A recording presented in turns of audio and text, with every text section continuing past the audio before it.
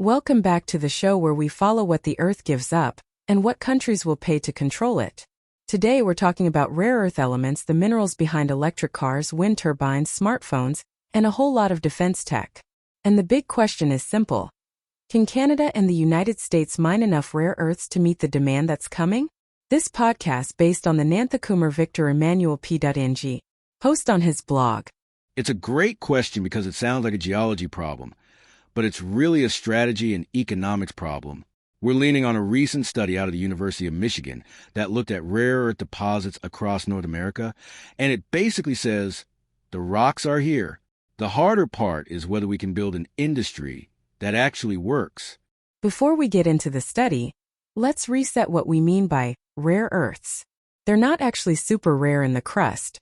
The issue is that they're rarely found in high concentrations that are easy and cheap to extract, and the supply chain after mining is extremely specialized. And that supply chain is exactly where geopolitics shows up. Right now, China dominates the global rare earth landscape. Mining is heavily concentrated there, and that creates supply risk for everyone else, including North American manufacturers and national defense planners. Let's put some numbers on the demand side, because that's what's driving this conversation. The study's outlook tracks a steady rise in global demand for rare earth elements. Roughly 91 kilotons in 2024, climbing to about 123 kilotons by 2030, and up to 150 kilotons by 2040. That's not just a linear trend. That's the mineral backbone of electrification expanding year after year. And when demand rises, concentration becomes a bigger problem. China accounts for around 70% of global rare earth mining today, while the U.S. is closer to about 11%. That imbalance isn't just a market curiosity. It can translate into price spikes, supply disruptions, and strategic vulnerability. So what did the University of Michigan team actually do? They evaluated 28 rare earth deposits across North America. They looked at things like how much ore is there, the grade, and the total rare earth oxide content. Basically, is there enough material and what's the quality of that material? And their headline conclusion is a little surprising if you've been hearing, we don't have enough. They found that North America likely has enough rare earth resources to cover U.S. demand for decades. That's a huge statement, but it comes with a very important caveat. Resources aren't the same as supply. Right. Resource means it exists in the ground. Supply means you can get it out, process it, sell it, and do that reliably at a cost that makes sense.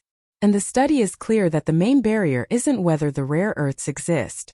It's whether they can be extracted economically. Economics is where North America runs into friction. Many deposits here are lower grade than the best operations in China and Australia. Lower grade means you have to move more rock for the same amount of product, which usually means higher costs. And there's another complication people don't always realize until they're deep into the details. Some deposits have thorium mixed in. Thorium is naturally occurring and radioactive.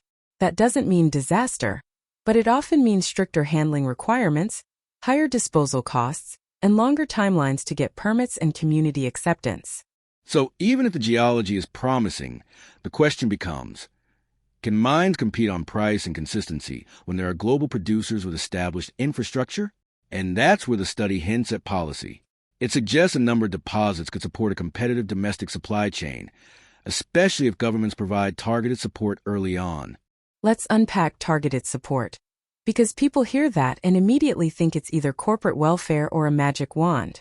But support can mean lots of things. Faster permitting that still protects the environment, loan guarantees, public-private partnerships, offtake agreements, and investing in downstream processing capacity. And the downstream part is essential. Mining is only step one. Rare earths typically need complex separation and refining. Then you need manufacturing capacity, like making magnets. If you only mine and you ship the material overseas to be processed, you haven't really solved the strategic dependency problem. You've just moved one step upstream. Exactly. There's a history lesson here. The U.S. has mined rare earths before, famously at Mountain Pass in California. But over time, a lot of the processing and refining capacity migrated overseas. Rebuilding the mining base without rebuilding processing and manufacturing is like owning a forest but having no sawmills. Now, the study also makes a useful distinction that matters for strategy: light rare earth elements versus heavy rare earth elements. This isn't just academic categorization. It affects what each region can realistically provide. Light rare earths are generally more abundant. They're used all over: magnets, batteries, electronics, renewables. Heavy rare earths are less common and tend to be more valuable because they can improve magnet performance, especially under heat, which matters for high-performance motors and advanced applications. And here's where North America has a potential geographic advantage if it plays as a team.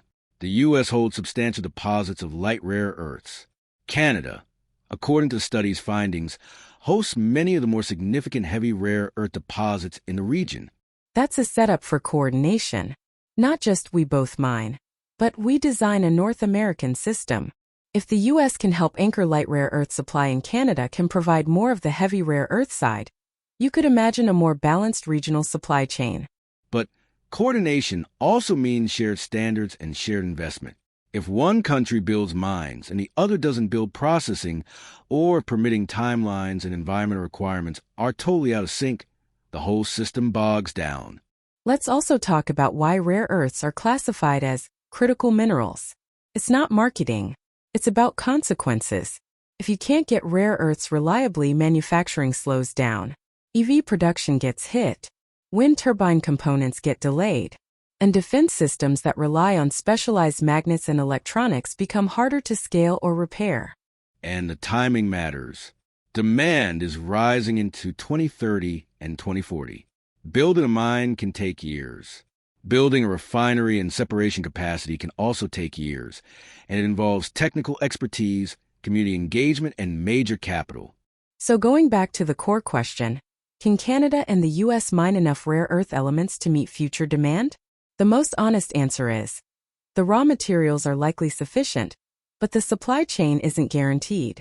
It depends on whether projects become economically viable, whether environmental responsibilities are met in a way that earns public trust, and whether strategic investment shows up early enough to matter. If we boil the study down into one sentence, it's this: North America has a geological potential for a more resilient rare earth industry, but we have to choose to build it. And building it means more than digging rocks out of the ground. It means processing, refining, and manufacturing, plus policy that treats this like the industrial challenge it is. And it's also an opportunity. If North America can develop a responsible, competitive rare earth ecosystem, it could reduce supply risk, support clean energy manufacturing, and strengthen national security, all at the same time. But it's a long game and it's a coordinated game. One last thought. Whenever people say, why don't we just mine it here? The just is doing a lot of work. Mining is a headline, but the hard part is the middle: separation, refining, waste handling, and economics. That's where strategies succeed or fail. That's it for today's episode. If you want to hear more conversations where innovation, industry, and strategy collide, you can check out Innovators Club, where innovative minds meet, on YouTube at youtube.com/@Nanthakumar Victor Emmanuel 18. Until next time, keep asking who controls the materials that power modern life, because that question is shaping the next few decades.